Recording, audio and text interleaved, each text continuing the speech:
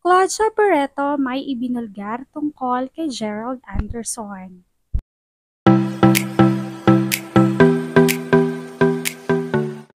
Nasa trending list pa rin ngayon ang hindi matapos-tapos na balita tungkol sa hiwalayang Julia Barreto at Gerald Anderson.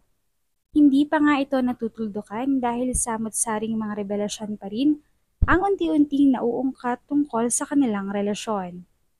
Matatandaan ngang ilang buwan na ang nakalilipas nang pumutok ang isyung hiwalay na ang longtime couple na si Julia at Gerald.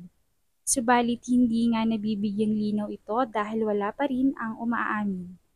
Hanggang sa nagsalita na nga mismo si Julia tungkol sa pinagdadaanan ng kanilang relasyon. Talagang masasabing magulo at may lamat na ang kanilang binuong pagmamahalan, kung saan sinabi ni Julia na third party nga ang dahilan ng kanilang hiwalayan. Napagtando nga ni Julia na ang lahat ng mga paratang noon kay Gerald, katulad ng babaero, user o manggagamit ay totoo.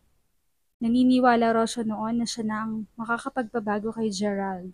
Subalit gagawin din pala sa kanya ang pananakit nito sa ibang mga babaeng dumaan sa kanya. Samantala ay nagkaroon naman daw ng pagkakataon na magpaliwanag si Gerald. Humingi ito ng tawad.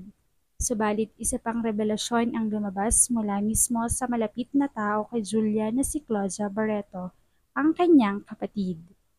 Emosyonal na nagsalita si Claudia patungkol kay Gerald. Aniya ay nasasaktan siya para kay Julia dahil mismong siya ay sinubukan na Gerald na tangkaing maging karelasyon. May mga pagkakataon daw na pumupunta ito sa bahay noon at kung madalas siya ang nananatili noon sa bahay kapag dadating sa Gerald at nako-corner daw siya nito. Minsan ay gustong hawakan o kung ano namang gawing pananamantala. Sinasabi daw ni Gerald na napakaganda ni Claudia at tila nahuhumaling siya rito. Madalas pa nga ay may mga text ito sa kanya. Subalit hindi na lamang niya pinapansin at siya na ang umiiwas. Hindi niya roon maipaliwanag kung ano ba ang ginagawa sa kanya ni Gerald. Hindi niya noon nagawang sabihin sa kanyang ate Julia dahil nagbanta raw si Gerald na sasaktan si Julia kung magsusumbong ito. Naaawa daw siya noon kay Julia dahil kita niyang masaya ito kahit hindi niya magawang sirain, basta yon. Ang mahalaga ay siya mismo ang umiiwas kay Gerald. Humingi naman ng tawad si Claudia kay Julia. Subalit ayon kay Julia ay naiintindihan niya iyon dahil ang kapakanan niya ang iniisip. Sa ngayon ay wala pang pahayag si Gerald patungkol sa revelasyong ito.